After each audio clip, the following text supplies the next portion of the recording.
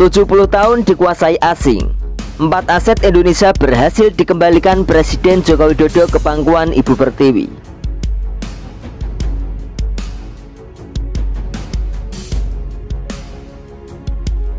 Sebutan Indonesia sebagai negara kaya akan alam sudah bukan menjadi rahasia lagi. Kekayaan sumber daya alam Indonesia terbentang dari Sabang hingga Merauke, dari Pulau Miangas hingga Pulau Rote. Ketidakmampuan Indonesia dalam menggali potensi sumber daya alam ini membuat pemerintahan terdahulu mengundang asing untuk ikut serta mengelola sumber daya alam di negeri ini. Besarnya dana investasi ini membuat negara asing bercokol begitu lama. Setiap tahun Indonesia harus rela melihat kekayaan alamnya dinikmati negara asing. Apalagi saat harga komoditas dunia meningkat, membuat Indonesia semakin merana. Sebab Indonesia tidak bisa meraup maksimal hasil kekayaan alam selama ini. Kini saat Indonesia sudah berusia 77 tahun, barulah sejumlah titik tambang yang sekian lama dikuasai oleh asing kembali ke pangkuan Ibu Pertiwi. Sejak kehadiran Presiden Joko Widodo memimpin Indonesia, barulah sejumlah sumber daya alam kita direbut dan dikembalikan ke pangkuan Ibu Pertiwi. Kehadiran Presiden Joko Widodo ini jelas mengukir prestasi bersejarah. Kembalinya kekayaan negara dari tangan asing menjadi kado istimewa dari kepala negara. Dengan usaha yang tidak mudah, akhirnya Presiden Joko Widodo dapat mengakuisisi 4 tambang raksasa dari tangan Amerika. Berikut kami sampaikan 4 aset alam Indonesia yang direbut Presiden Joko Widodo dari tangan Amerika.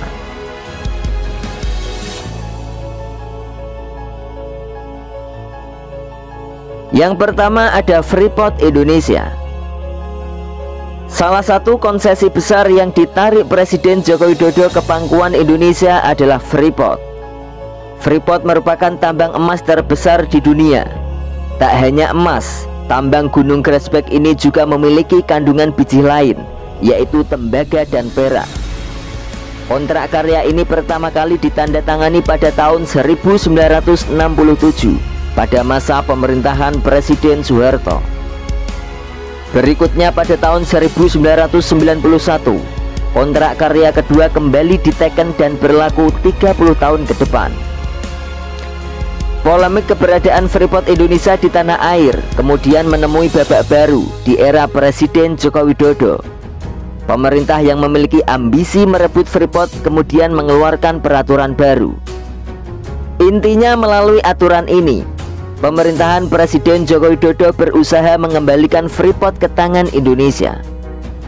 Meski awalnya Freeport sempat menolak, Freeport akhirnya takluk dan menyetujui aturan main Presiden Joko Widodo.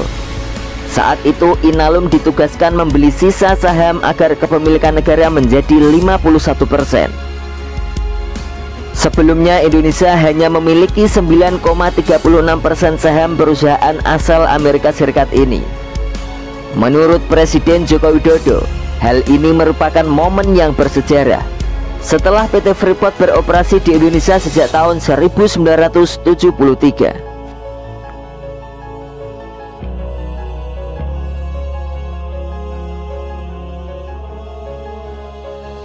Yang nomor 2 ada Blok Rokan. Untuk diketahui, sebelumnya Blok Rokan dikelola oleh perusahaan Chevron Pacific Indonesia. Perusahaan ini berasal dari Amerika Serikat. Chevron telah mengeruk minyak dari Blok Rokan sejak penandatanganan kontrak selama 30 tahun, yaitu dimulai pada tahun 1971 atau sekitar 50 tahun pada masa kejayaan Presiden Soeharto.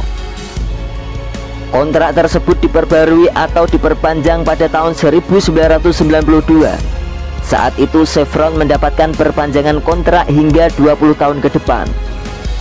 Singkat kata, pada tahun 2018 di era Presiden Republik Indonesia Insinyur Haji Joko Widodo, Pertamina memenangkan lelang pengelolaan Blok Rokan ini. Blok Rokan ditetapkan oleh pemerintah untuk dikelola Pertamina pada tahun 2021. Blok Rokan merupakan produsen minyak terbesar di Indonesia dengan cadangan 500 juta sampai 1,5 miliar barel.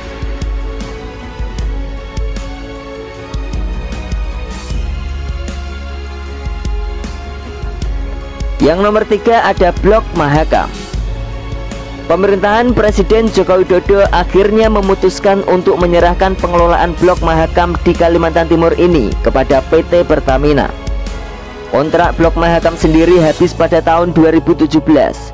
Blok Mahakam adalah blok terbesar di negeri ini. Namun Blok Mahakam sudah cukup lama dikelola oleh perusahaan minyak dari asing, yaitu Total E&P Indonesia dan Impact Corporation, dimulai sekitar 50 tahun yang lalu. E&P dan Impact mendapatkan kontrak wilayah kerja Mahakam pada 6 Oktober 1966. Dalam kontrak yang ada, kedua perusahaan asing tersebut bisa mengelola Blok Mahakam dalam jangka waktu 30 tahun. Sebelum masa kontrak habis pada tahun 1996, kedua perusahaan ternyata mendapatkan perpanjangan kontrak selama 20 tahun lagi. Akhirnya pada masa pemerintahan Presiden Joko Widodo, peralihan kontrak Blok Mahakam diputuskan.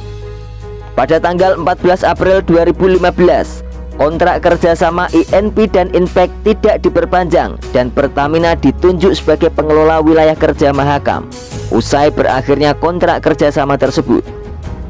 Saat itu pemerintah telah menetapkan Pertamina sebagai operator dengan hak 100% sejak tanggal 1 Januari 2018.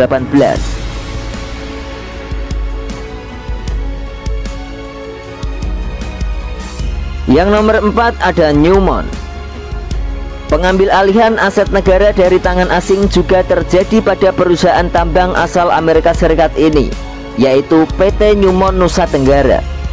Perusahaan yang melakukan kegiatan pertambangan tembaga di wilayah Nusa Tenggara Barat ini mendapatkan izin berdasarkan perizinan kontrak karya yang ditandatangani pada tanggal 2 Desember 1986 pada masa Presiden Soeharto. Lalu pada era Presiden Joko Widodo, perusahaan ini diambil alih oleh negara dan diserahkan pada perusahaan energi nasional Medco Energi. Setelah itu kemudian Newmont Nusa Tenggara namanya diubah menjadi PT Aman Mineral Nusa Tenggara. Menurut Presiden Joko Widodo, meski Newmont diakuisi perusahaan swasta, tetap ada peran pemerintah dalam proses peralihan kepemilikan tersebut.